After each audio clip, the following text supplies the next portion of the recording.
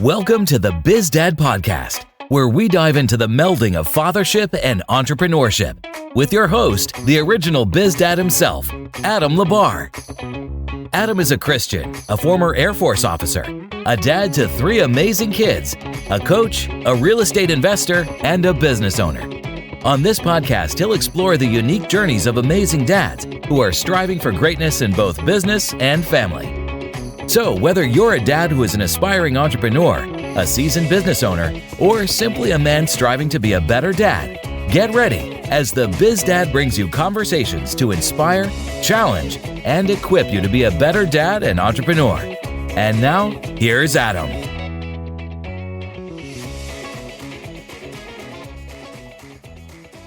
All right, everybody. Welcome to the podcast today. I have a fantastic friend, business partner, GoBundance partner, man of many talents, Aaron Velky. Thank you so much for coming on the show. I am very excited. You were one of the first people I chatted with actually to be able to jump on this, and we finally were able to schedule something out. So tell me a bit about yourself, and let's hear about who Aaron Velky is, what you do for business, about your family, etc. Well, I'll give you the quick and dirty of it. I know most of it you know because of our history, but for those of you listening and tuned in, I've got a company called Get Out of Your Own Way. So I've adopted this skill over a long period of time of being able to get people out of their own way. And our coaching program is for entrepreneurs that want to level up their mindset, which trickles down into their behavior, their patterns, their values, and the way they live their lifestyle. We also work with companies that are ready to up-level their leaders and ready to up-level their culture. So we work with both the individuals and the companies. It's a really awesome way to live. It's provided me with a lot of fulfillment to see people change and evolve. And it's been the best use of my very, very strange set of skills all combined together. So that's a big part of my world. I'm a real estate investor. We've done a deal together and I'm looking forward to doing some more. And as I look at the makeup of my world, naturally the most pivotal change in my life, I'm about a year into being a dad, 10 months in 2 days into being a dad. So that has colored a rather simple world. Business is certainly a lot of fun, but it has really added a dimension to my life that's pretty significant. I've had a lot of different hats that I've worn over the course of my life. Man, I was a soccer coach and a personal trainer for many, many years, over a decade. I published a book on that called Let Her Play in 2020. I've done apartment management. I did my first job out of college. I was a maintenance guy. So I was the guy in like the blue jumpsuit coming around fixing light bulbs and dishwashers and unclogging drains. My dad was a demolition owner of a company, and I got to spend a lot of time in contracting and hanging sheetrock at 6 and doing all that. I have dabbled in art. I was a painter for about 2 years where I was producing acrylic on canvas and creating these like abstract paintings to go in cafes and in homes and doing custom pieces for people. I like to write. I produce a lot on social media. I like to speak and share across the US and at heart, I'm a traveler that loves to wander the world and take in culture and learn about the way that people are. I'm fascinated by people, and I've now made that my passion and my venture. So, dude, I've got a very, very jagged history across many different pursuits in my life. That's awesome. So I'm glad you said at the beginning that I know most of that, because some of that I had no idea. Right. So I just got introduced to a couple parts of Aaron that I did not know. And I've been good friends with you for years now. That's really awesome. So, tell me a little bit about your background. Like who was Aaron Velky growing up, a little bit about maybe your dad and how he impacted you, to be where you are now, whether it's in business as a father or whatever it is. So tell me a little bit about the history side of Aaron. So we grew up in, at least for what I remember, from, I'd say, early or maybe late elementary school all the way through high school, in a part of Maryland where we were at the junction of a lot of different areas together.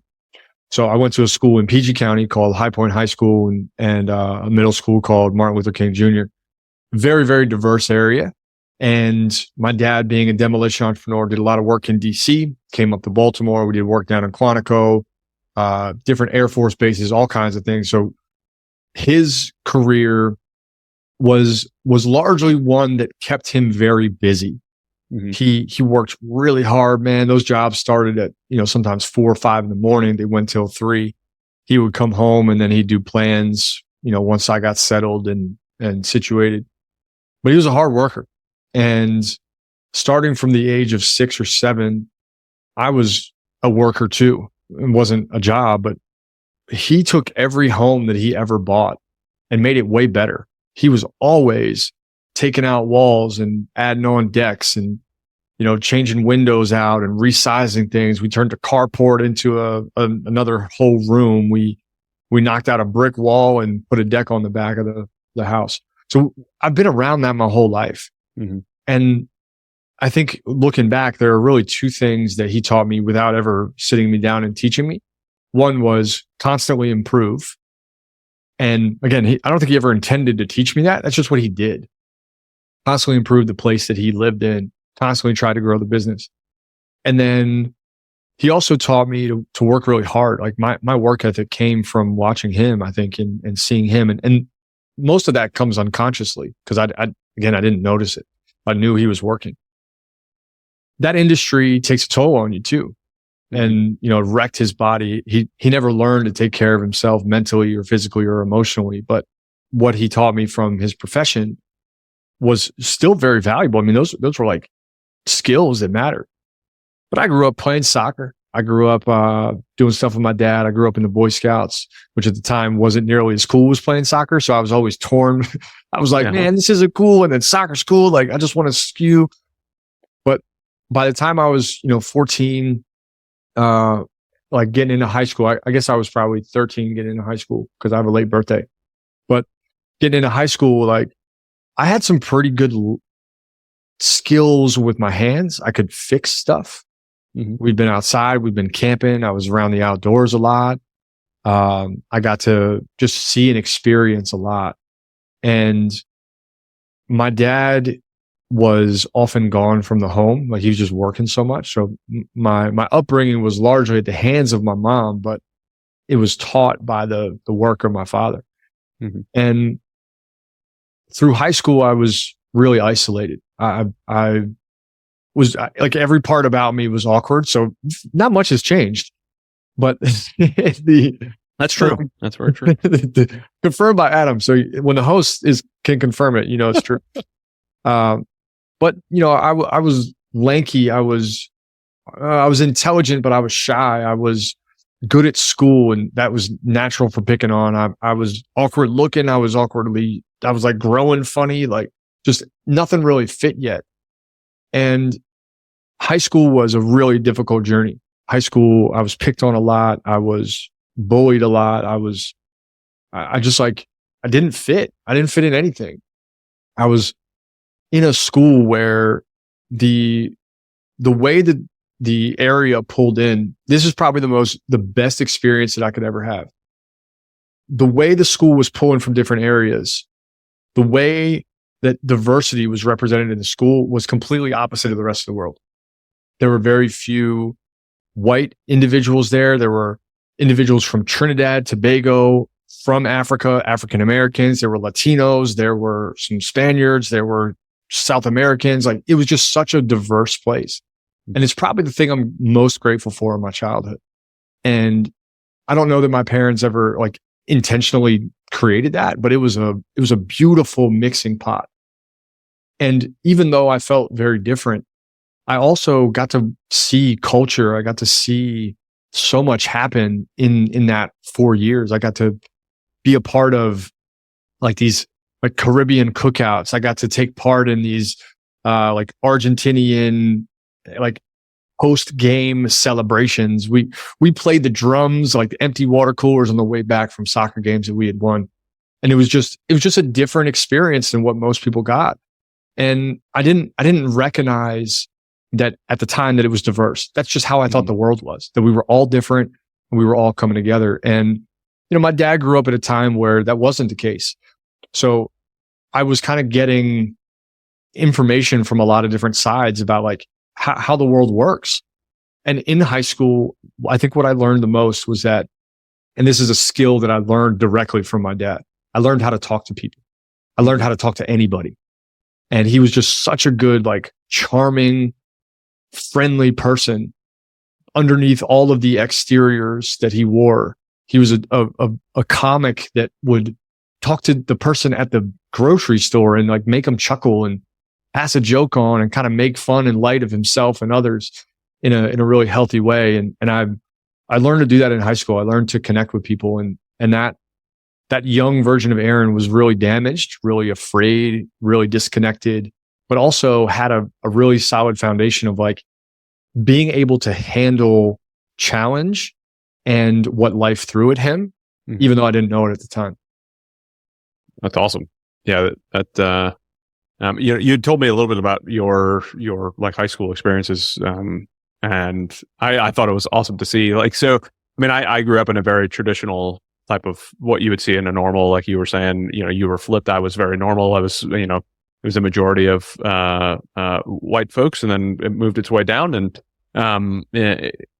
I didn't see any difference. I just thought that was normal as well. My best friends growing up, Jason, he was like my best friend growing up at junior high and high school, black kid, no idea, didn't like. And then so when you step out into the world and see that people actually don't like other people, it baffled my mind to see.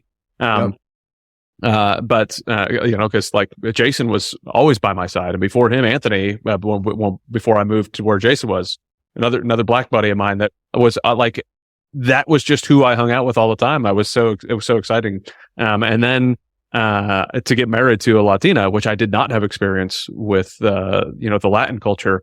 Like the very first time I met my wife's family, they made this huge pig. We had pig roast. It wasn't because I was going to the house. It just worked out well that I was coming to the house on the day they were having a pig roast. But I was like, oh man, what have I missed out on my whole life? I had no idea that this was a thing, So it's so cool to I think that those types of experiences, to realize what they did for you later on in life is massive. And I think that, that has led to me trying to make sure that my sons, and now as of a week and a half ago, as we're recording this, my daughter as well gets exposed to that. Right. And what the heck? Like, that's just like, you can't go wrong with that level of exposure and seeing things and understanding cultures and understanding backgrounds. And when you add to it the depth that you had from the learning from your father, what hard work actually means, being ethical, working with your hands, all the stuff that you were saying your dad taught. I would imagine that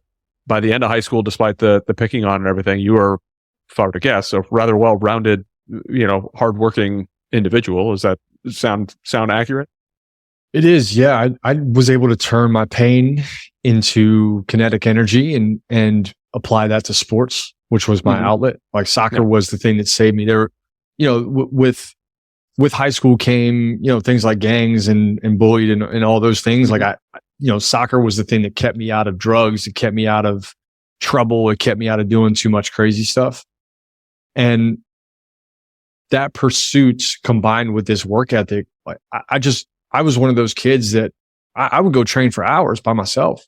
And yeah, I left high school with a really good sense of direction. I wanted to play in college, and I wanted to try my hand at professional soccer. I also knew that given the right circumstance, I could talk to people. I could stay safe. I think what I learned through sort of my trauma was essentially I learned how to camouflage. If I was hanging, the way the school was sort of like created is it was very cliquey. And I've never been cliquey. I kind of wish that I was sometimes, because all my friends were like, well, these are my 7 friends and we just do everything together. And I was like, well, I want to meet everybody. But I learned to be camouflage. I learned to be an artist when I hung with artists. I learned to be an athlete when I hung with athletes. And of all the different groups that were in my school, which again, very diverse, just from a group perspective too, taught me a lot about how to connect to people, how to be open-minded. If some of the like Caribbean friends that I had were hanging out, there were certain things that we expected to be doing differently. you were on your feet dancing most of the time you were doing anything anyway, because there was always music playing and there was just like a festivity to everything. It was such a light, beautiful way to live. And I learned to blend. I learned to be in different environments. I learned to connect with people. I didn't have a lot of depth then, but I did have direction. And dude, I left high school on a rampage to try to get to college. I had an injury that really should have ended my soccer career, but decided to keep going. And I think a lot of who I am today comes from learning how to talk, learning how to connect, and learning how to not judge someone for what I don't know. That was a big lesson in high school, is that you just there was no way to do that. We were all so different. Yeah. So you're bringing me back to, so in high school, I mean, I was the guy that I guess rather than, I molded myself to be whoever I needed to be around people that I thought it would look good for being that, right? Definitely. As opposed to, like as opposed to just kind of, like I would turn myself not into me just to be able to fit in, right? And that turned into, I ruined a couple friendships because of that, and like, I remember one time vividly, I was around one group of people, that two of my groups had collided, like not in a clash. We were just in the same location at the same time, and we were all talking. And then I put myself in a predicament where I'm like, boy, I can either make myself look cool to these people, or I can make myself look cool to these people. And there was like a hierarchy at that point, right? And I didn't have that depth that you were talking about to know that I could just be me and know that I'm friends with both groups. And instead, I decided to ostracize one. Because I thought that I would look better in front of the other. And I was like, man, what a terrible way to go. So even now, when I'm talking to my son, like I was literally talking to Adam this morning on the way to school about looking at, yes, there's a visitor in the background. Oh, I love it. What's up, Emerson? Yes. Emerson just joined the show. I love it. That's perfect. Want to say hi real fast? Yes, you're darn right we do. Everybody that's watching and listening wants to as well. What's this? Hey. Hi. What are you doing? You haven't seen Adam for a while. What's up? You're not so sure? You're not so sure? What-do?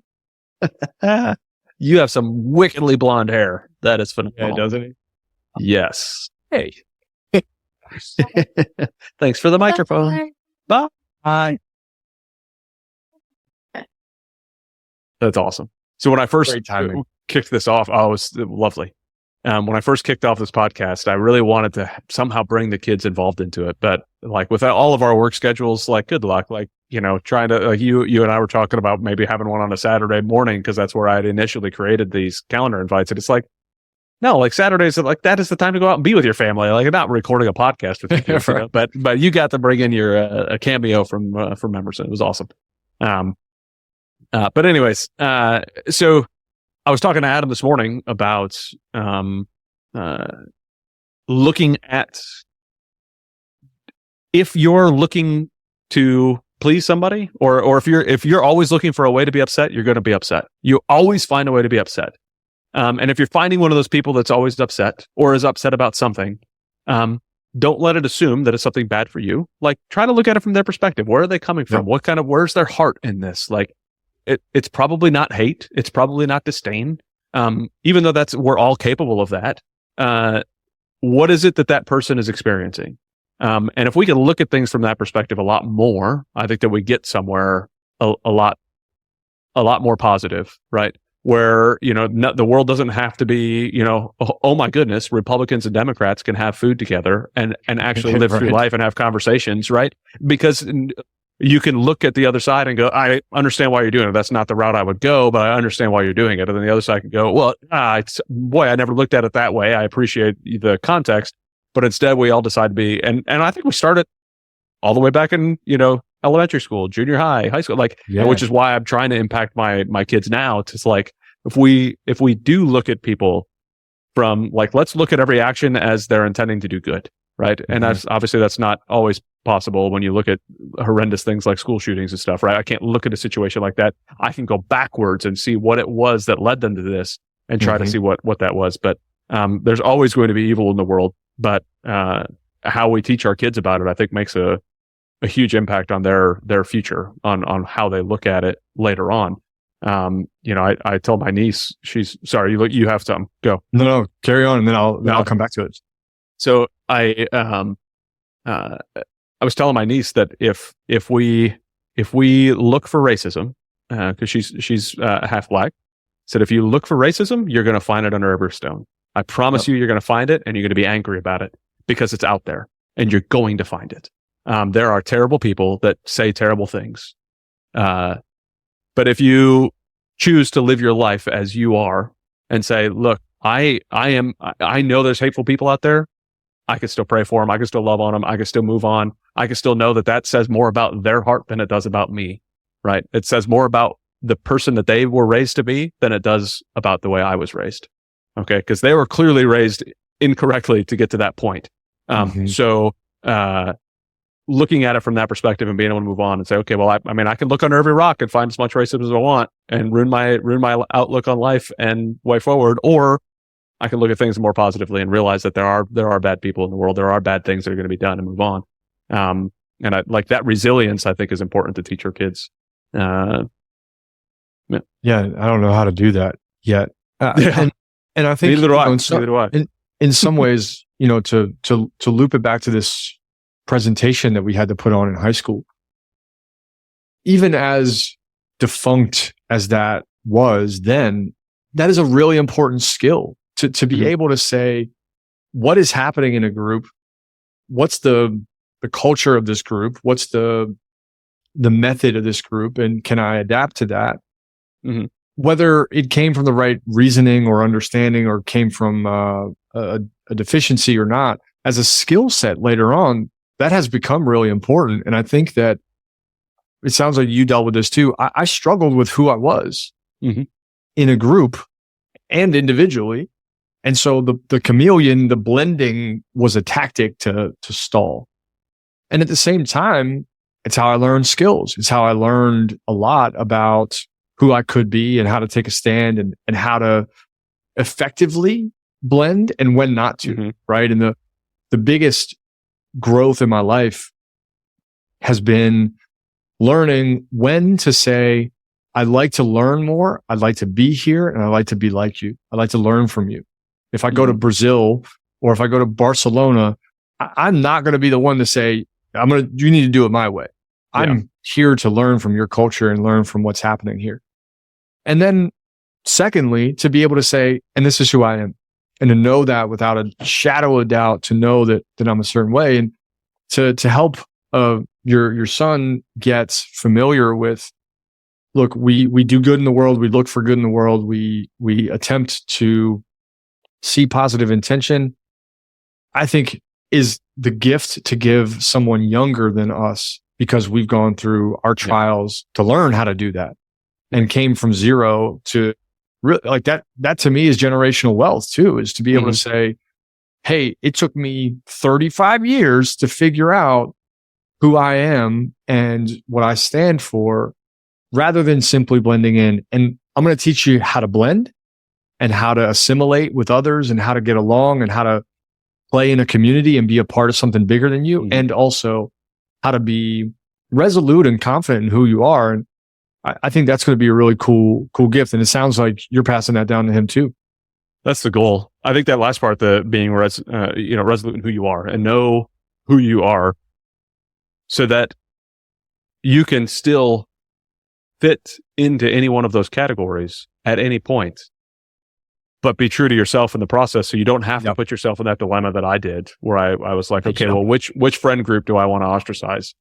And what a terrible, like, even to say the words, which friend group do I want to ostracize? Well, those aren't friends. That's not being a good friend. Like, clearly I was, just being a chameleon. I didn't know who I was. I didn't know who I was capable of being. And it, we talk about it in GoBundance a lot with various folks of like, how do we make sure that our kids, like some of the skills we grew up with were because we, didn't come from a ton. Like there's a lot of us in the group that didn't come from a lot, right? So the skills that we learned got us to where we were successful. So if we're successful and we're raising kids that are not where we can, like, how do we raise them to be the same, have that same drive that we have when they didn't have to go hard that we did? And like, okay, well, I think there's a lot of ways to be able to do it. Don't get me wrong. We've talked about many of them inside the group, but the same thing goes with this. Well, I don't want to have my kid go through those just to grow those skills. I think that's my job as a dad, to be able to shape my kids to be able to face the world, to be able to have that confidence in themselves, to be able to, face hardships and trials that, even starting a business with the kids, like that's one of my many goals with them, is to start businesses with them and help them see what that means, that in and of itself, I think is going to sharpen their skills more than, dealing with some of the hardships that I dealt with that didn't need to be dealt with, Yeah, man, I resonate with that fully. I think we are doing the most that we can do to try to subvert the like comforts and niceties just for the sake of them without the lesson, right? We're trying to avoid, well, you just get the good life because we worked hard to create something different for us without learning why and how. And I don't think there's a right equation for that. It just is an intention. And if you can commit that to yourself and say, hey, I'm going to make sure that, we're not rolling around in nice cars and living in nice places without nice lessons. To me, that's the gift is I'm going to show you nice things. I'm going to show you nice experiences, and I'm going to show you the nice lessons that taught me that. And to be willing to do that, in my opinion, after about 12 years coaching kids and watching what happens in sports and with parents, and with my own journey, trying to build investment portfolios and companies and missions, you got to let people fail. You got to let people get hurt. And not like you want to put bumpers on the lanes so that those things don't happen too far out of bounds. But, I've learned that the thing that changed me and the thing that changes most people is abject failure. You have to be okay with abject failure. And I really want to instill in Emerson that failure is an indicator of growth, not an indication of your value. And that's a lesson he's 10 months old, so not there yet. But that process is happening now nonetheless with him learning how to walk, right? He can't walk yet, but that's how he's going to learn to walk. And I think we are fast to take that away, right? Like, well, I don't want them to suffer like I did. Like that, it's a different kind of suffering, but it is equally as important. Yeah. So one thing that I don't remember where I heard it from, so I can't properly source this, but failure is, I want to say it was one of my pastors growing up. Failure is an event, not a person. Nice. So like if too many people look at themselves as a failure. Like just because you failed in a moment doesn't mean anything. Like Sarah Blakely, the inventor of Spanx, right? She talks about growing up at the dinner table, her dad would ask, what did you fail at today? You didn't have something that you failed at. That meant that you weren't trying. You weren't putting yourself into a situation where you were trying to learn or do something difficult. So, it was frowned upon to have not failed at something.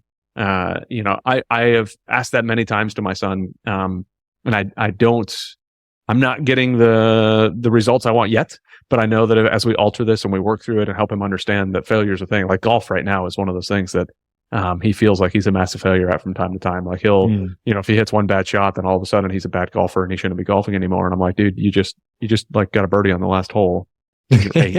So like, calm down, buddy, but that birdie will lead to 3 triple bogeys and all of a sudden it's the end of the world, So, but learning how to deal with that failure is massively important. And deal with it by being you, to go back to what we were talking about, like it's important that the failure is accepted by the true you are, as opposed to just, passing the buck or saying somebody else did it, or, oh, this isn't a big deal. No, like if it's a big deal, make it a big deal and own it and realize what it is and grow from it and, make yourself a better human being because of it. I think failure is an amazing thing to go through.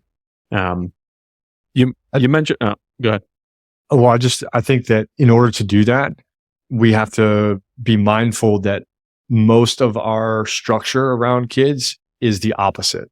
Yeah. Oh, yeah. The reward system in school, in education, carefully, but it can even be in sports, is a feedback loop for when you get it right, you get a cookie. Or you get an A, you get a cookie. You get a good grade, you get a cookie. You pass the test, get a cookie. You score goals, you get a cookie. Sort of creating that then makes failure the opposite of that. And, we've got to be mindful as shepherds for them to give them cookies when they fail too, because then it really gets awesome. You just gave me an idea so I've got like a little chart for Adam for golf. Like if you get a par, you get this. If you get a birdie, you get this. And it's a money thing. So like you get $1 for pars and, $2 for birdies, $5 for eagles, something along those lines. I've got it written down because I'd forget. Hence I forget. I think that motivating to that point of like, okay, well, if you get a triple bogey and your next hole is a par, I'm rewarding you. That's awesome. Just getting a par, no big deal. But if you get a par after getting a triple bogey, I'm going to double whatever that money is or triple whatever that money is, because that's getting yourself out of your brain. I love that. Boy, I really like that. Let me write that down. I'm going to forget.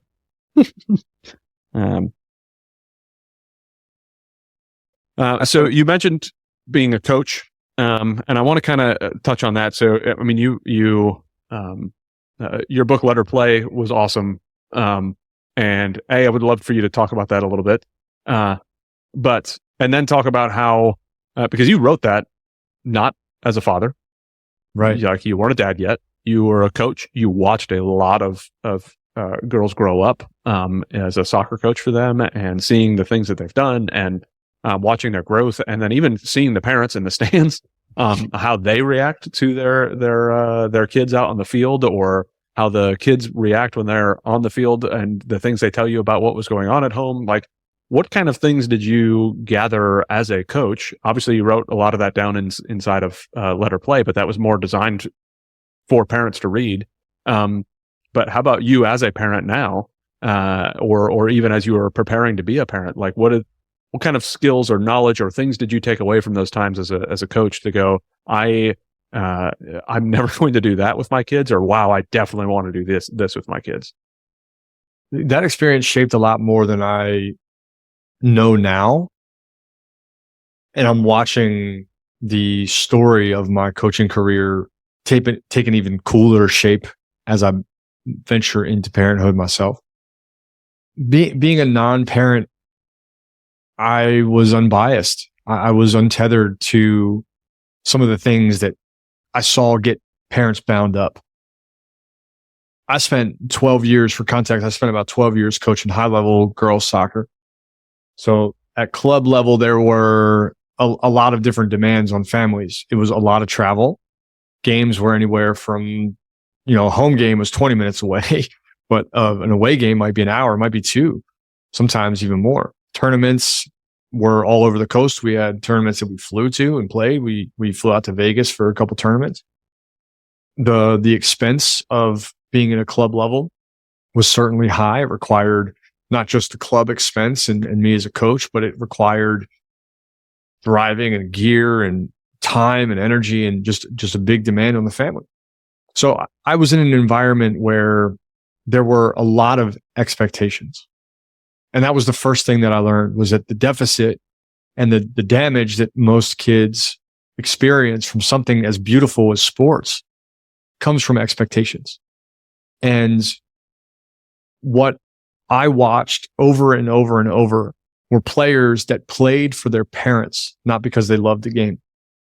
And so one of the biggest lessons I am certainly mindful of is that the life that I might want for Emerson is not his life. It doesn't need to be his life. I have no right to that.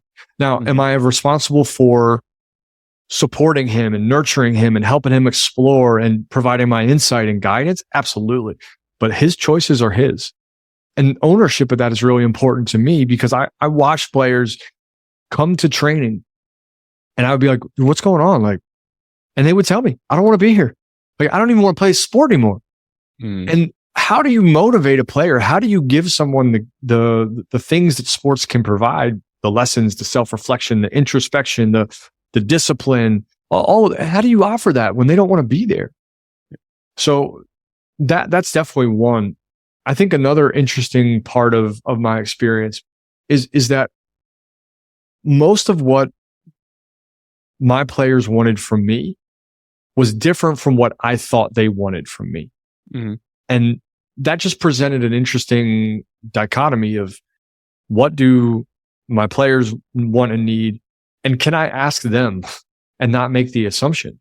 So I learned to ask more questions of, especially older players. I learned to ask more questions than to provide more insight. And, as a coach, I'm there to set up these training arenas where we're building tactical awareness. We're developing a skill. We're like honing and working towards mastery of something. But like on the way there, we have to know the right feedback loops and what questions to ask.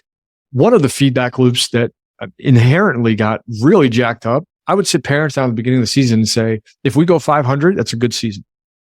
And they're like, what? 500? We want to go undefeated, bro. We want to hold up the title. I'm like, you want to hold up the title. You want to hold the crown and say that your daughter did this, and that's the mistake. This isn't about you. You invested in your daughter's future, her psyche, her confidence, her skills, her self-mastery. You didn't invest in a trophy, man. Those days are gone for you. Don't live vicariously through her. 500 is a good season because that means we won some, we lost some. We win, we build our confidence, but winning will not teach you. Losing will expose your weaknesses. Then we go back, repeat the cycle, and we try to win and reinforce the lesson.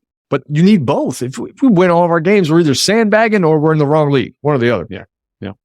And so that like feedback loop started to play in with skills and with development. I am mindful now as a parent that my job is to create environments where he can practice and train and fail and lose and do all these things. But if I'm not charting the course, maybe I should shut up and ask, do you like this? And I think what I ended up being for these players, I would coach them from sometimes 10 all the way to college. Sometimes I started 12, 13 and take them to college, but many of them didn't play in college or they played club in college. So during that journey, I was like older brother, counselor, coach, sometimes stepdad, sometimes like therapist. Like I was all these things. And I think the difference was sometimes I would listen more than I would talk. And I mean, I can talk. So to be able to sit down with them and just, hear what they are going through, talk to them about what they're experiencing, really taught me a lot. I dealt with suicide. I dealt with anorexia and eating disorders. I dealt with depression. I dealt with bullying at school. I dealt with isolation. I dealt with the death of a parent. Like these were not things that I signed up for. Mm-hmm. I didn't ask for that. I asked to come teach my favorite game. And yet the gift that I got was tremendous perspective of what these young women were experiencing on their journey to adulthood.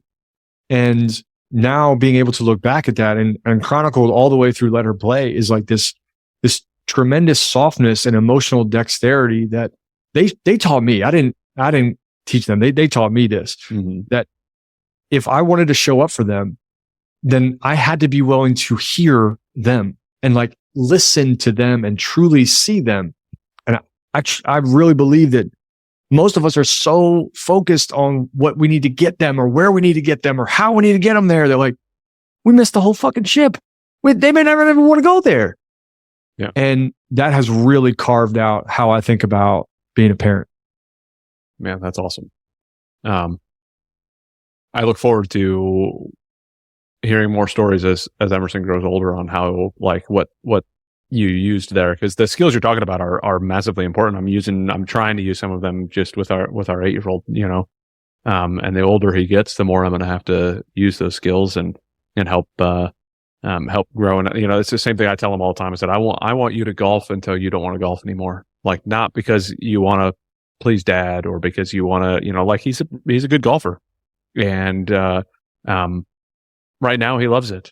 if later on he doesn't, I don't want him to hold on to it just because daddy said, Right. like he's already tells me that his favorite sport or his favorite subject is math because he knew that was my favorite subject growing up was math.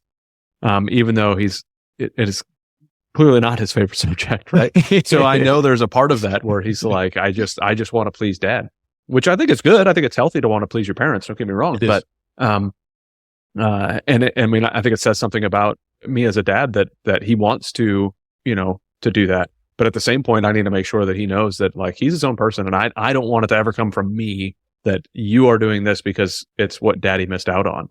And it's a fine line because like there are things that I'm doing specifically because I didn't get that when I was a child, but I don't want to turn it into you need to do this because I didn't get to do it as a kid. It's more like, hey, I want to expose you to things that I didn't get exposed to. I don't want to force you to do things that I didn't get to do.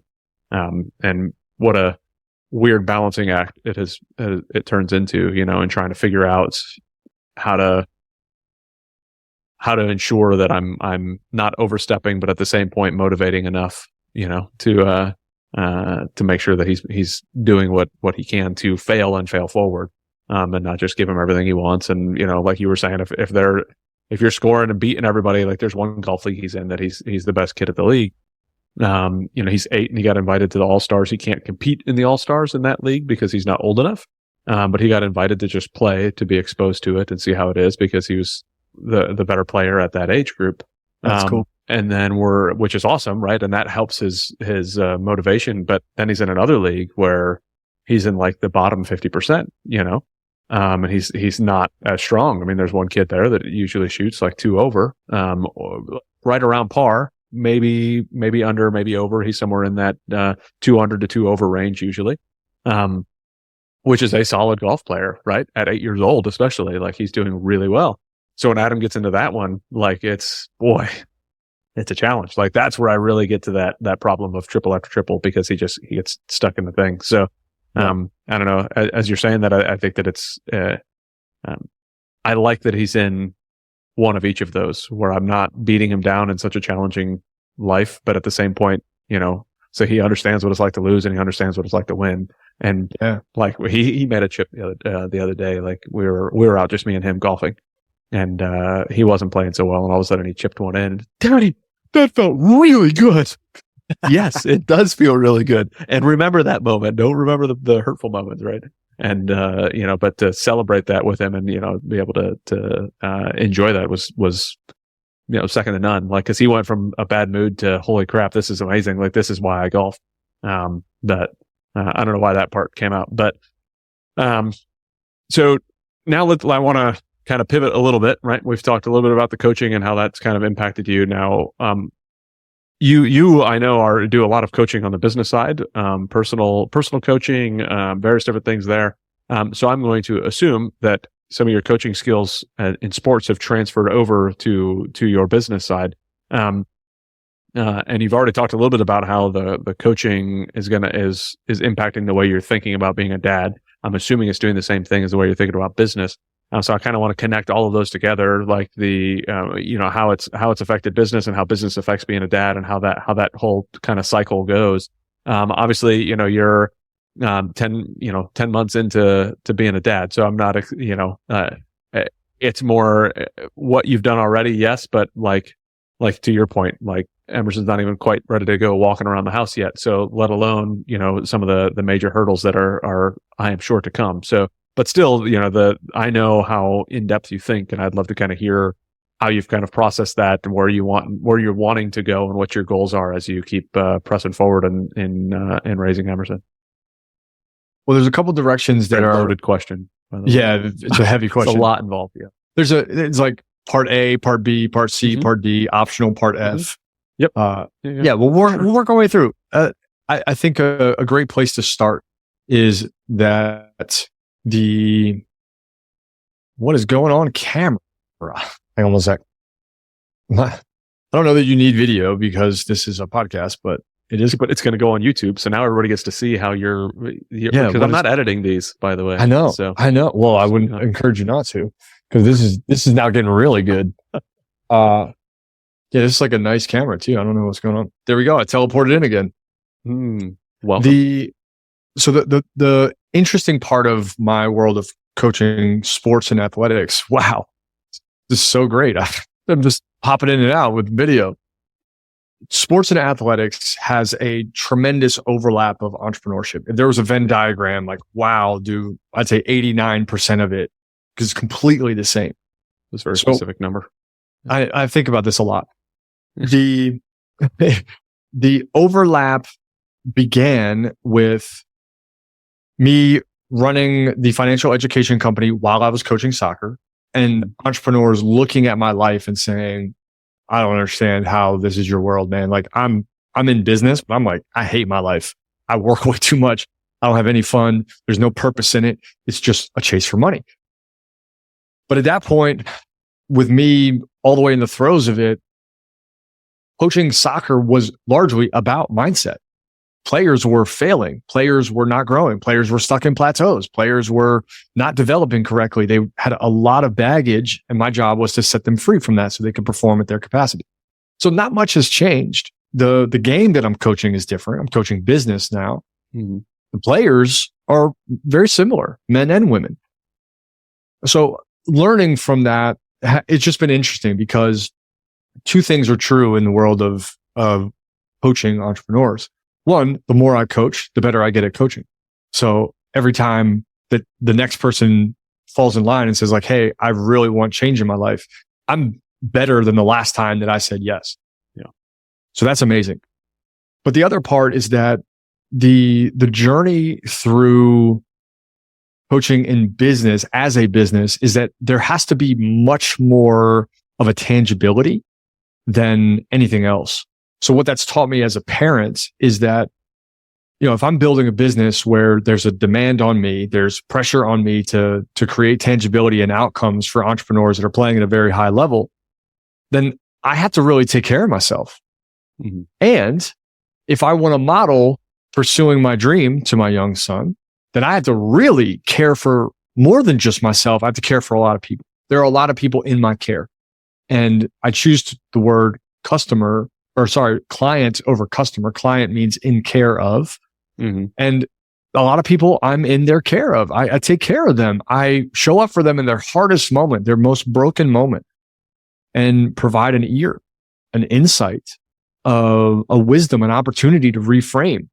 And if I'm going to coach you on your mindset, making sure your values are at the forefront of your life, making sure that the person that you're becoming is the person you want to become, and that's the transformation that I can offer people. If I'm going to commit to that, I have to be really good. I have to be really good all the time. I have to be on many, many, many hours of the day. So my stamina has to be good. I have to take care of myself. I have to mind my health, my mental health, my fitness, which is a great model for my kid. Am I perfect? No, far from it. I want him to see my progression. I want him to see my hard work, but also all the things that go into operating at a really high level. The most dramatic change that this has presented is the utility of my time. I was rather carefree with my time before, not to where I'm selfish now, but I could choose things that didn't necessarily need to have tactility or value because I had an abundance of it. And now I'm like, well, okay, I might start my morning routine off, but I want to create a little bit of time in the morning to spend with him. And I want to create some time in the evening to spend with him. And if I need to go back to work in the evening after he goes down, that's fine. But I'm hyper mindful and vigilant about my time now because there are these windows where even just an hour with him on either side of my day, that's what he needs right now. Just presence in like an hour, half an hour, whatever it is, but I'm there. And what I worry about most in entrepreneurship is that we play the short game, not the long game. Mm-hmm. And we forget why we started. So I have to be mindful because that's the message I'm doling out all the time. So my world now, thankfully, is like a really cool tennis match of making sure that values are the forefront of your living, making sure that you're living the way that you want, your future self is aligned with your current actions. Like that's my day to day. And it's the test that I have with him is to make sure that I'm living the way that I'm talking about living to everyone else. Sometimes I get it wrong. Sometimes I get it really wrong. but I'm working on that daily and working in it daily. So to me, there's a really cool congruence between who I am in business and who I am as a parent. I want to show him these things that, dude, I'm so excited about where things are going, because now I've got like these tools, these frameworks that help people get clear on where they want to go, what they want to invest in, what business do they want to launch, what kind of lifestyle do they want to lead. That's what I do for a living. I help people get clear on that. Or I come into the company and help them get clear on the company, the culture, the leaders, the leadership, and to be able to offer that to him in discussion is going to be something I'm so proud of at some point. And I'm proud of, that's my life now. It is also pulling out of me an interesting challenge. Where I struggle the most is, where's the gap between living my dream, because that's important to show him, is that his dad will chase his dream. Because at some point he will question that. If I tell him to go chase his dream, he will ask me, are you? And I want to be able to say, like, without any hesitation, like, I have been doing that since I was 27 years old. That is my entire path and mission. And that dream does not just involve the betterment of me and us. It involves the betterment of the many, many, many people that I'm lucky enough to call clients. The other thing that it summons out is this idea of a brand new kind of capitalism that I'm excited for him to come into. He's going to evolve into a world where he likely will never touch cash. He will meet more people online than offline, and he will likely not need the kind of education in order to get the things done that I needed. We're much faster. Everything's advancing so fast. So if that's true, his weaponry in that time period is going to be creativity, service, and authenticity. And those three things can be fostered along the way, but very differently than they ever have been. So I think those three are the chemical makeup of what success is going to look like. And for me to foster that requires me to live into that. So it is brightening up these elements of me in such an awesome way. Can I chase my dream in the service of others and the betterment of my family? And can I live into these elements of creativity, authenticity, and service in everything that I do? And what a world he will adopt. If you can make money doing something that you love, that makes the world better, and that you're really good at, dude, you win. You win. Everything, I've already won. Yeah. And if I can consistently get better, if I can fail through it, I'm excited for who he believes he can become. And that's a big commitment from me, but that is a commitment that I believe is probably the most worthwhile I'll ever make. That's awesome, brother. Yeah, that's put yourself 2 years ago. Would you have ever thought that would be what you're saying? No, because 2 years ago you had no idea you'd be a dad, right? That's right. That's right. Becoming a dad does something to your brain, does something to your heart, does something to every part of you. That's just it's phenomenal to feel and watch and go, wow, I would have never seen myself doing that. You know, it's true.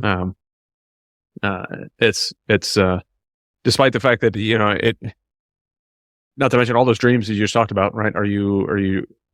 They change just by having kids, right? Just by becoming a dad, you're like, all right, well now my dream just adjusted, right? Because now I'm looking at this little bundle of joy and poop and going, wow, did my life just change? And boy, are my goals different now, right? Like, and my goals changed just a week and a half ago by having a girl. Like I'm a dude dad, now all of a sudden I got a little girl. Like, it's like, holy, this is what a whole new thing. Like I told my boys, I said, look, guys, I'm going to put you guys in jiu-jitsu, because, they put daddies in jail, but they don't put big brothers in jail. So, if your little sister needs protecting, that's on you guys. Like, you're going to be there, and I'll go to jail if I do it. You guys won't. So go to jiu-jitsu, right? So my whole goal and thought process has changed. Like, I'm not raising these tough men who are ready to go out in the world and be positives in society. Now I've got to raise a strong woman that's ready to go out there and be a positive in society. And that's a different thought process altogether. I haven't figured out yet, but I'm only a week and a half into it, so I'll give myself some grace on not figuring it out yet. Well, how about we make a trade? I'll tell you everything I know about spending a lot of time with daughters and helping them grow. And you can tell me everything you know about raising sons. So I'm pretty selfish and have zero desire to share any of my knowledge, skills, and abilities with you. So I'm going to take everything I can from you. That was kind of the purpose of this podcast, is I'm going to steal everybody else's good ideas and hope that somebody maybe gets something out of it. But as long as I do, I don't care. Right. But no, I think that's a solid trade. We can do that. I think we could do that trade. So tell me, boy, I know Emerson, again, 10 months old. What kind of direction do you see you wanting to raise him in? Like, as far as, you've worked hourly jobs. Now you run businesses. I was a former military guy, that, runs an education company, runs, real estate stuff. Then kind of like, I don't know what direction I want to bring my kids. I want to expose them to as much as possible. And maybe this is a loaded question because of what we already talked about before about not wanting to force our kids in one way or another because of what we do. But what are your thoughts on raising Emerson as, you are running businesses and you're doing all this stuff? Like, what kind of direction are you planning to give, or what kind of involvement in the business, or what kind of, what are your thoughts on where that goes as Emerson gets older?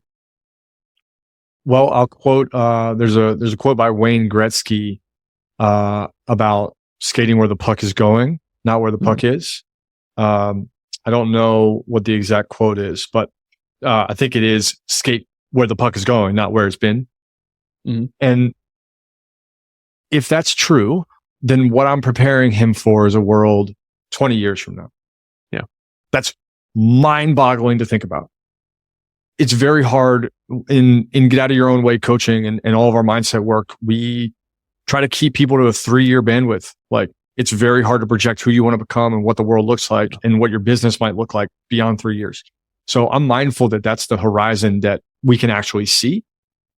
But thinking about for him, given where I see things are and are going, what the doors that I want to help him open are largely about 3 things.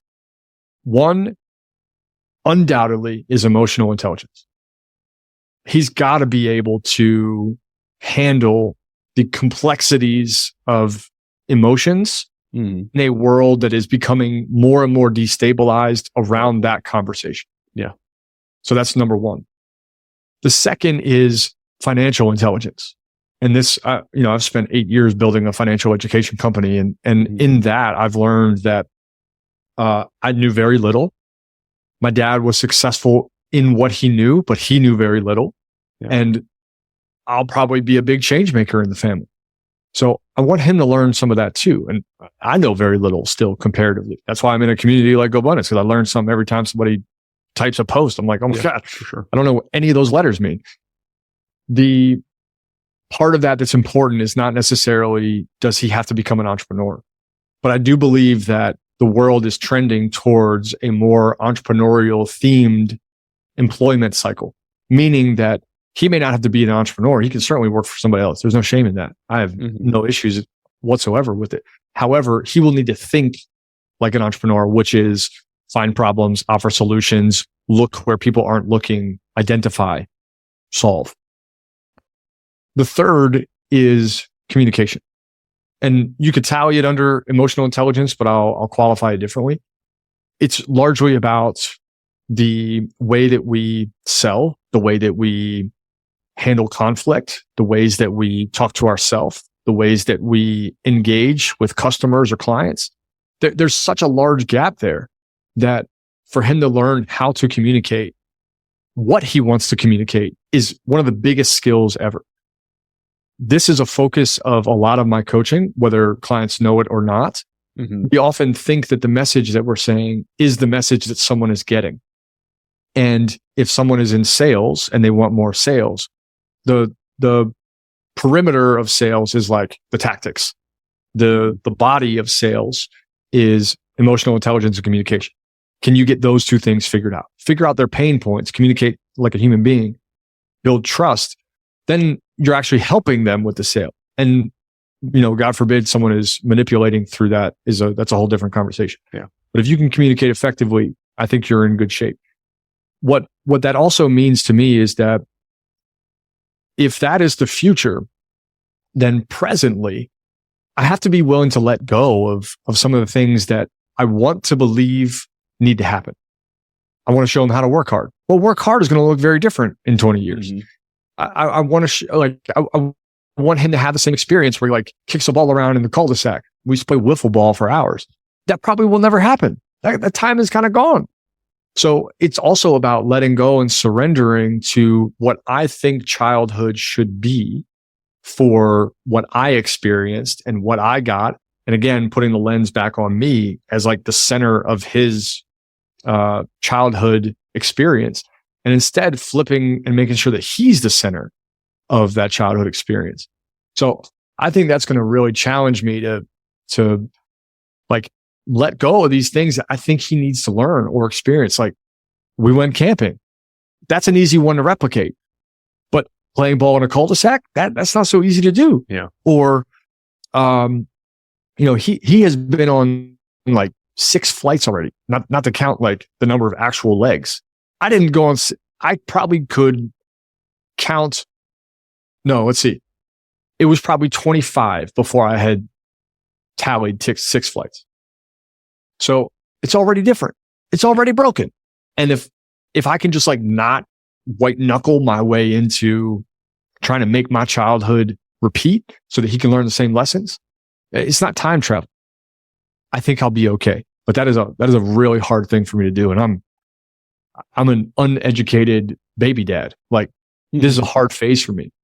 Yeah. It's a very hard phase. And I hope that are easier. Well, that's all of them are hard. You know, I tell my sons like, I said, look, bud, you've never been an 8-year-old before, and I've never been the dad to an 8-year-old before. So we have to learn this together.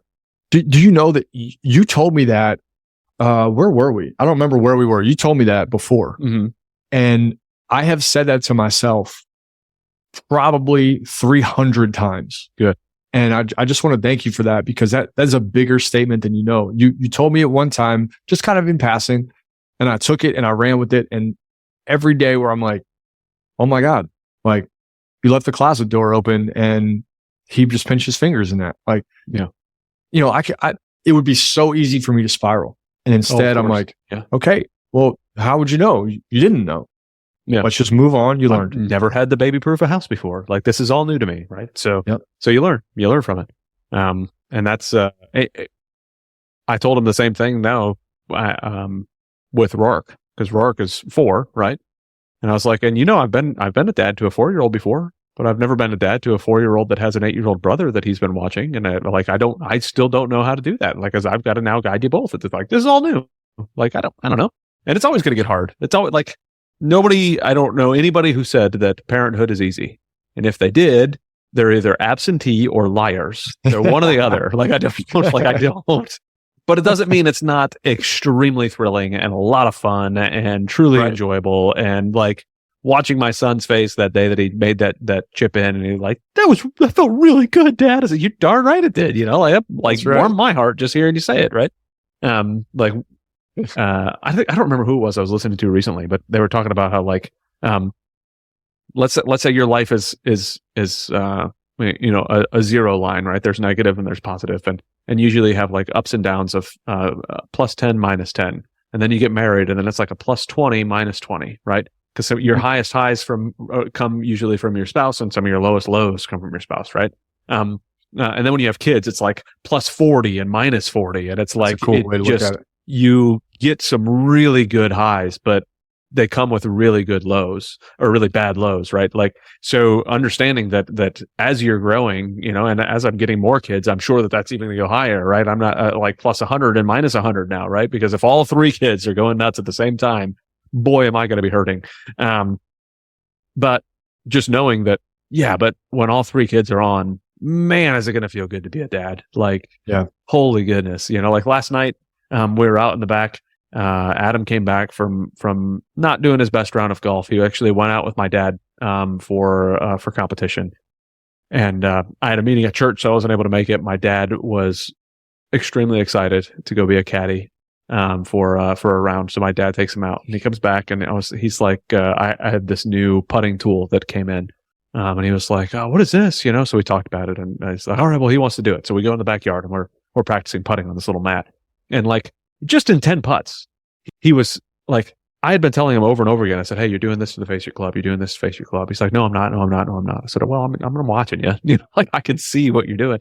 But then just giving them the tool, and then stepping back and letting him do it. He's like, "I see it. I see that I'm turning my club." And then before you know it, just 10 strokes in, he's doing better. And I'm like, boy, like the hurt that this has caused on the putting green and the golf course. But now the joy that it has caused watching him work through that problem, realize there was an issue, and then figure it out himself. Like he didn't care when Daddy was saying it. He cared when Adam saw it, like when he actually saw it. And I was like, this feels amazing. Like those are those highs that you're like, this great job, And he was so excited he could barely go to sleep because he was like, I just figured this out, So I mean, it's going to hurt when he realizes that he's still going to have bad putts because that's just part of life. But man, does it feel good to just watch him do that. And then, side story. My son actually asked me the other day, he's like, "So Daddy, are you an employee or an employer?" And I was like, "Oh boy. Yeah, buddy, let's go. Here it goes." That's cool. So got to have some good chats about that. Yeah. And it was on the way to golf. So, I'm taking advantage of those moments of just having those good conversations in the car, and man, what fun it is. So, like that's one thing that I love about being an entrepreneur now and working from home is I drop my kids off at school and I pick them up from school. Is that the best use of my time for business? No. Is that the best use of my time for a dad? Yeah. Like the conversations I get to have on the way there are awesome. When they're not watching something on a screen, which I'm doing as little as possible. But man, oh man, is it so much fun? Like the chats we had today and the way he was asking me questions when I was talking about, the way that we look at people and how we, trying to understand their perspective and all that. Like it was just, you could tell he was engaging and he was trying to learn. It was so much fun.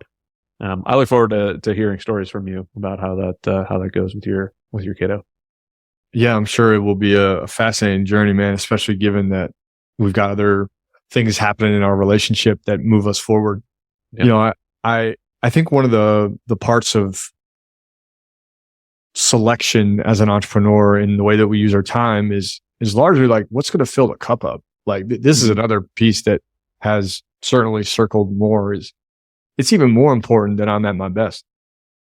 And sometimes that means being very selfish. Yeah. But I now understand the ripple effect of me being at anything less than, 80%.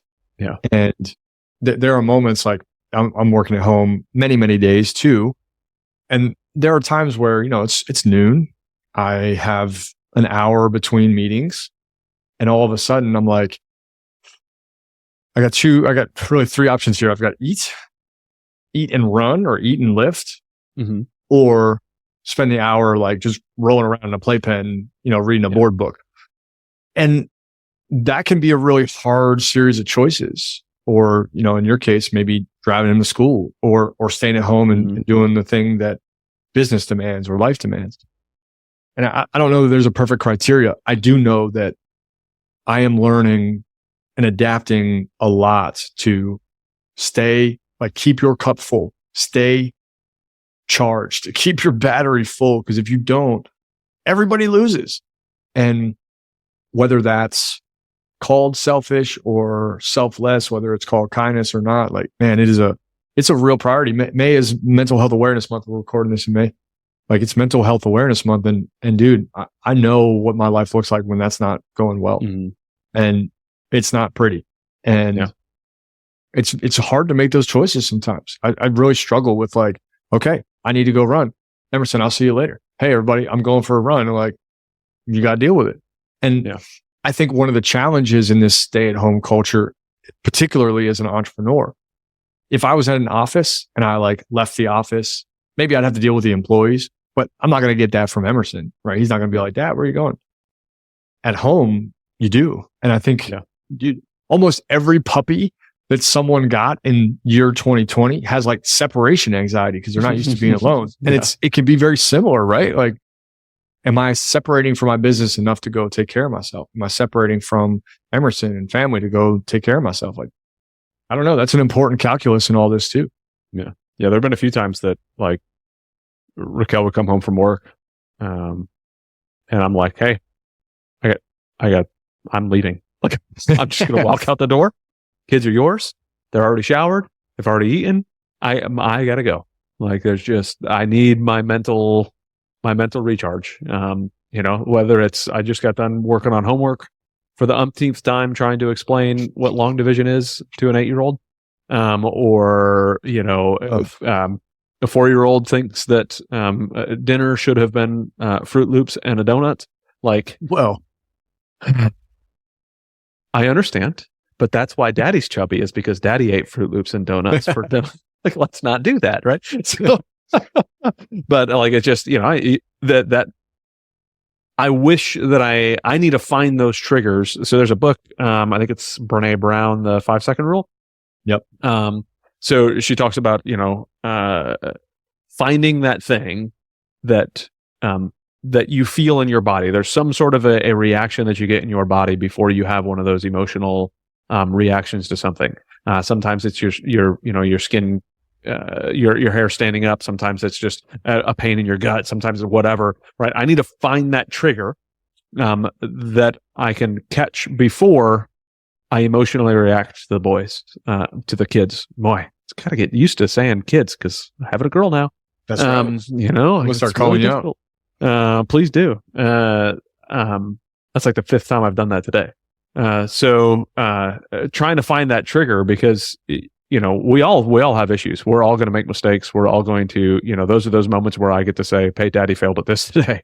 I failed at being able to communicate well with my son, being able to communicate well with my daughter. I didn't do a good job." And one thing I like to do is, when I am having those conversations, which I try to every time that I catch myself screwing up, especially if I catch myself screwing up badly, is to sit down and talk to the boys about it. Say, "Hey, you saw Daddy do something that was really not great. Like, that was not how I should have reacted. That's not the way that I should have spoken to you. That's not the way that we should be doing this." And ask for forgiveness and grace, the same way that I should be doing the same thing for them when they make mistakes, and move forward. So, it's finding that tripwire that says, "Hey, you're about to have an emotional reaction to something," which is rare for me to like. I've got, I think, one emotion, and the only time that it ever gets found is with the kids. So it's one of those that I don't get a lot of practice in getting that. So I need to find it and figure out what that tripwire is, and count those 5 seconds and go, "All right, I feel it coming. I need to step out." Because that mental health is a serious thing. I used to be a dog handler, right? And what we used to say is, your emotions travel down leash, right? Whatever you're feeling, your dog is going to be feeling too, right? You guys are a pair for a reason, and your dog is going to be feeling it. And not that I'm comparing my working dog to my child. However, I'm going to compare my working dog to my child for a minute, because your kids are going to feel it too. If you're going through something, your kids know it. They may not know what you're going through, but they can tell you're going through something. Daddy's just not right. Like, Daddy's feeling something, and having that conversation. "Hey, I had a really hard time at work. I'm going through X, Y, or Z. The business is doing this. This thing is going on there." They can accept and understand a lot more than we give them credit for. And being able to communicate that, I think, is extremely important, because now I'm telling them, "Hey, when Daddy is off, I'm able to talk to you about it. When you're off, you should be able to talk to me about it. We should have these communication to be open and honest with each other and be able to work through this. Because if I don't show that you can be vulnerable, then I'm telling my kids they can't be vulnerable. And if they can be vulnerable with anybody, it darn well better be me, Yeah. Like, if... So I've got a supporting story there. I never really thought about it, but I had many, many times come to practice with like 15-year-old girls, like 15-year-olds.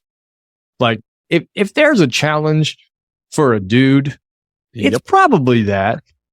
And this was like out of school, so it could be like chaos and manic.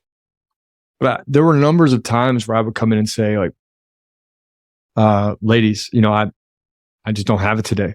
Like, it's been a long day. I've gotten beat up all day, and I'm just like, I'm not here right now yet. I'll get here, but I could really use you all pulling together to drive practice. I just don't know that I can drive the bus today." And damn, if that didn't pull them, those were some of our best practices. there were other times where I would say something to the effect of, I'm just not sure what to do today.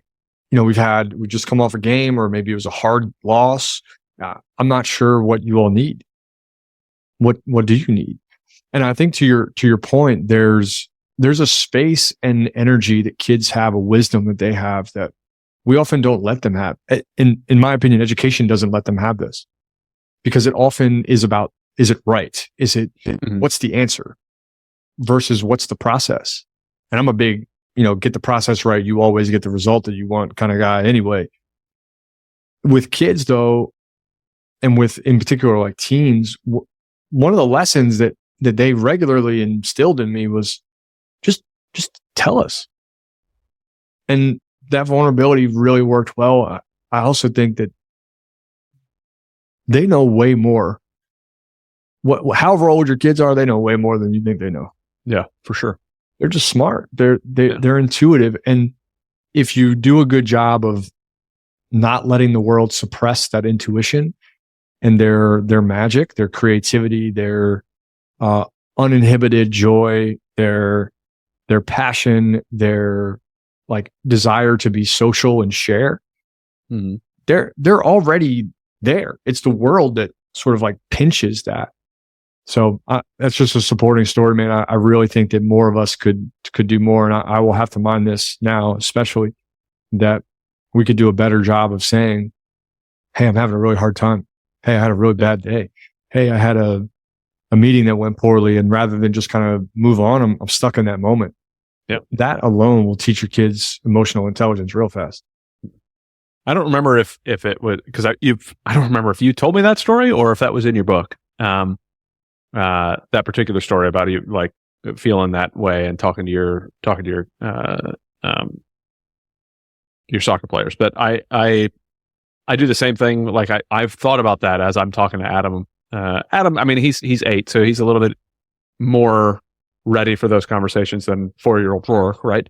I still have the conversation, but it's a much different level. But with Adam, I'll sit there and be like, "Hey, buddy, I'm really sorry." Like, and literally that story of that you just said helps me. Like, I mean, since I've lived in this house, which has only been a few months, sitting over there at the counter going, "Hey, bud, I'm really sorry," and Adam will catch it and he'll realize it, and then not like even a half an hour later, he'll still see it on my face, and he'll come over and he'll just touch my shoulder and ask me how I'm doing, or touch like, and he just knows like that's we can talk about that. But at the same point, he also knows that that we can go and beat each other up, and he can, kick me in the leg and take me down, and we can have a good time, and be rough and tumble. It's an absolute blast. Telling you what, being a dad to boys is awesome. I can't wait to see what it's like being a dad to girls. Like, it's going to be a lot of fun to kind of juxtapose the two of those things together. And I tell everybody, I said, well, I've got a wife that shoots guns and rides motorcycles, so if we get a girl that wants to be a princess, we're going to be screwed. I tell them what we're going to do. How do you teach this? I don't know. I don't know what to do. But I said, well, she'll be riding a dirt bike in a tutu. That's fine. She'll be, that's quite all right. So, well, I'll layer this on top because it's important. If you're a CEO that's listening, if you're in a position of influence, you're a leader at work, the same thing that we're talking about here applies to work.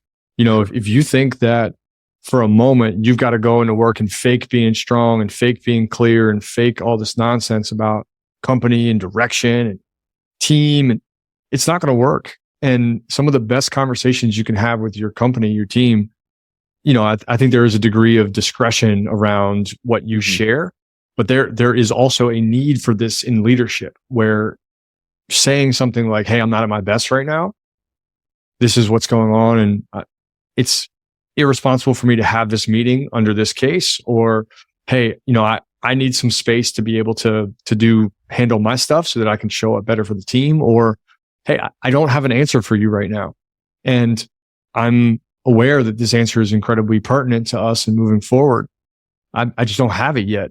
Rather than like fake it and put on the mask, you'd be shocked at how relatable you become as a leader and how much that creates a positive culture of, "Hey, I'm not at my best right now," which is really important if you actually want the best out of your team. So it's just important that we share that with leaders too.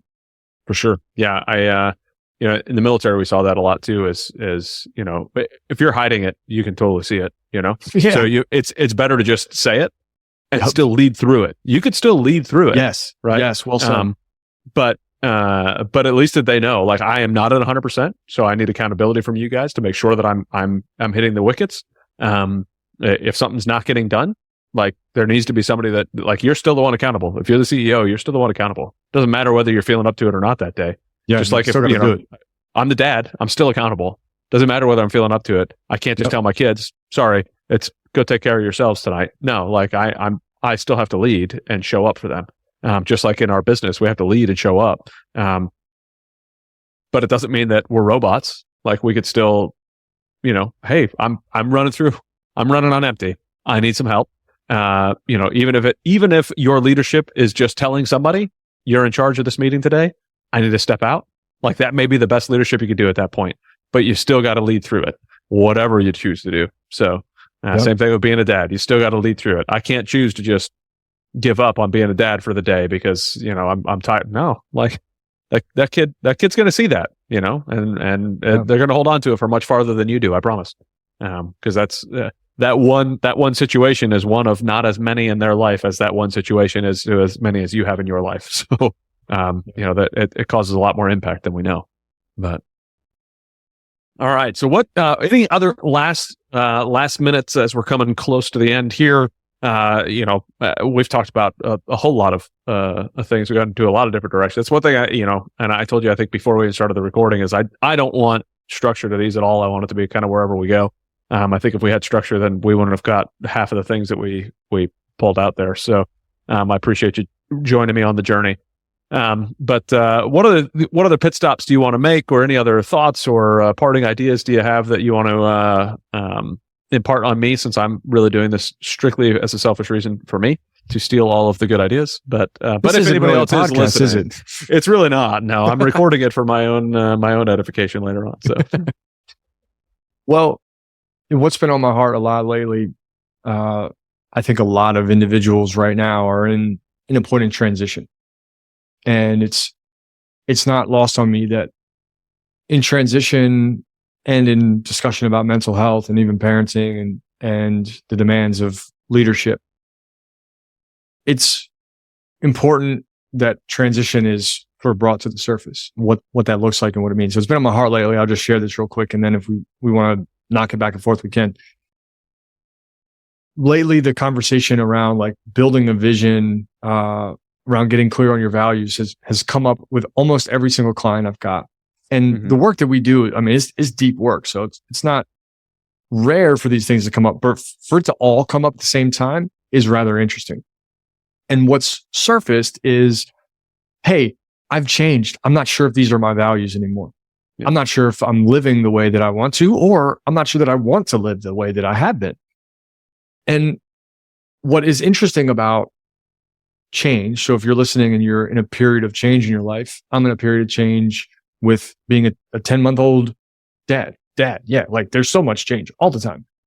But as you go through change, what I find most vital and what we do a lot of support now with very many people is to take the time to ask why you want change. And here's a question that I love to ask myself. A 3-part question, kind of like the 17-part question you asked me earlier. Number 1, am I happy? Number 2, am I at my best? Number 3, am I offering my best to others? And if any of those are a no, I think it's great to start to seek out change. And without any kind of guilt, no shame, just I'm exploring change. What prevents change the most is our opinions of why we want it. And it's come up so frequently that we got to stay a certain way for somebody else. We got to like be a certain person for somebody else. We got to uphold certain expectations. I've seen companies, people, relationships, dynamics all change in a healthy way when we just accept that we're going through change. I tend to meet people at the intersection of Payne Street and Change Avenue. It's a really cool intersection to meet people on. And I'm lucky to say that, but I also know that for every one person that I get to coach, that is willing to raise their hand and is comfortable trusting us to help them along their journey. There are thousands of people who have no help. And it's really important for those that are going through that to just ask those 3 questions. Am I happy? Am I at my best? Am I allowing myself to serve others and be at my best that way? And if you can in some way understand that change is the most beautiful part of growth, then you might feel a little better. And Adam, I'm curious to know, like, you just had a new addition to the family. It's a period of change. Do you feel like there's resistance in you? There usually is some kind of resistance in all of us. I know you to be very good at change. How are you dealing with that? And do those questions resonate with you? The questions resonate with me a lot, both in business and in being a dad. I think, yes, there have been, I think right now, everything has been so great. Like, I mean, our third is super chill. She's awesome. Diana is, when she's awake, she's happy. When she's not happy, it's because she's hungry. When she's not hungry and she's sleeping, that's it. Like, the only time she's unhappy is when she's hungry. Other than that, she's just chill. And granted, we're only a week and a half into it, so there's going to be more to come. And then when Raquel goes back to work, it's going to be even more to come. So right now, I'm like definitely happy. Am I at my best? Close to it. I'd say I'm still, that particular change aside, I'm still terrible with my sleep. 4.5 hours, 5 hours. I think I average roughly 5 hours and 45 minutes of sleep. With our lovely Oura rings, that helps me stay on track with that. That tells me how terrible I am at sleeping. So I feel like I'm not showing up at my best there, like in my health and being able to do that sort of stuff, which thus affects me being able to be my best for others, right? And thus for my kids. So that is something that I think the hardest part I struggle with right now is golf with my 8-year-old. And I know I've mentioned that quite a few times. I don't show up at my best there. Because I expect my 8-year-old to do what a 20-year-old would do. And that's to listen to me, understand, take the direction and move forward because they've analyzed what I've thought and said and move on. And I forget that he's 8 when I'm on the golf course.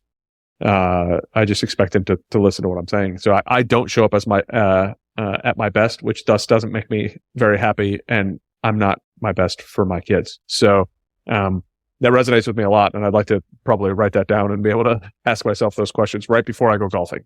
Right? Am I at my best? And if I'm not, have that conversation with my son and say, "Hey, I'm not at my best today. You and I are going to need to work hard together on this one. If I just stop talking, you'll know why." And be able to press forward and be able to talk to him about that. So that definitely resonates with me well. And I like that thought process, both as a dad and as a business owner. And I also loved the Payne Street and Change Avenue or whatever. Whatever it was that you said. Yeah. It's the change is always a plus to me. Almost always. You could turn it into a plus, right? Change doesn't have to be a negative. I went to one school for more than 2 years, my entire life, and then bounced around after, I should rephrase that. I went to probably 8 schools, only one of them for more than 2 years. Right. So, there was a lot of moving around. Change just happened. I had no choice. And then I joined the military, and talk about bouncing around all over the world. Right. And you were talking about flying. You already had that mastered.